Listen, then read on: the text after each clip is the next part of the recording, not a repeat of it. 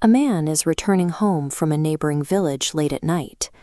The air is cold, the path is empty, and he is entirely alone.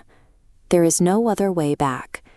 To reach his house, he has to navigate this specific stretch of forest, a path the locals have avoided for generations. As he walks, the silence is broken by a rhythmic crunching. Every time his boot hits the dirt, a second step echoes from somewhere just behind him. When the eyes lose their utility in the dark, the brain reallocates its resources to the ears. This state of high alert turns every rustle of leaves or snap of a twig into the footprint of a predator. He stops dead. The second set of footsteps cuts out the exact same millisecond he does. He scans the trail behind him, seeing nothing but gray fog and gnarled trees. He takes a long breath and keeps moving, telling himself it was just an echo bouncing off the canopy. But as he resumes his pace, the sound returns. This time, the second set of footsteps doesn't just mirror his own, it syncs up perfectly, growing louder and closer with every stride. His heart hammers against his ribs, and a cold sweat breaks across his neck. He looks back again and again, but the path remains stubbornly, impossibly empty. Reality is built on the expectation that our surroundings will behave in predictable ways. When that expectation fails, the mind has no defense against the fear that follows. The man breaks into a desperate run. The footsteps behind him immediately shift into a heavy, metallic-sounding sprint, matching his speed perfectly as he tears through the trees. There is no longer any doubt.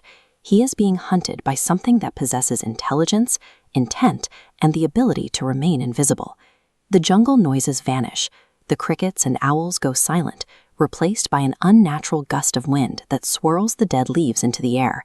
The entity is no longer trailing him. It is beside him. A voice speaks directly into his ear.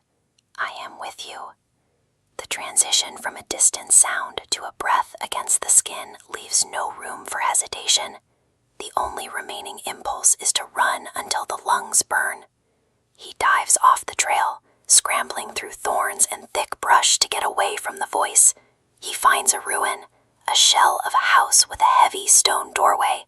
He lunges inside, hoping the thick walls will provide some measure of protection.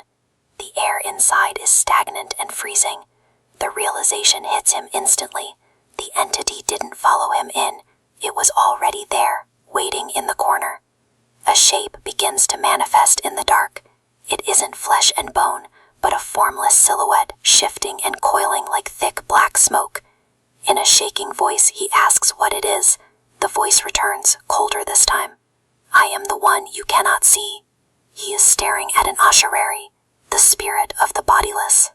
The impossibility of the creature standing before him is more than his senses can process.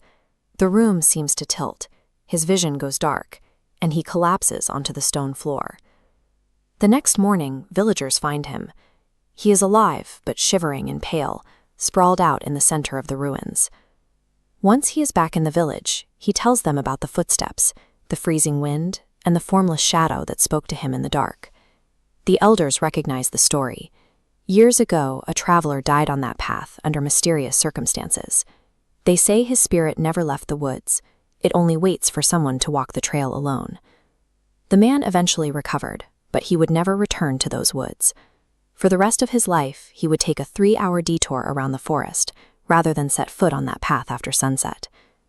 A traumatic encounter can redraw the map of a person's life, turning a public road into a private no-go zone that they will avoid at any cost. That man's journey ended there, but the forest path remains. The haunting isn't a memory or a story from the past. It is a recurring feature of the local landscape. The rules of the path haven't changed. To trigger the event, one only needs to walk the trail alone in the middle of the night. Travelers still report the same phenomenon. They start their walk in silence, but by the time they reach the halfway point, they are joined by the sound of a second pair of feet. The Ashareeri doesn't need to strike its victims to be effective. Its power lies in its ability to seed the darkness with the absolute certainty that you are no longer alone.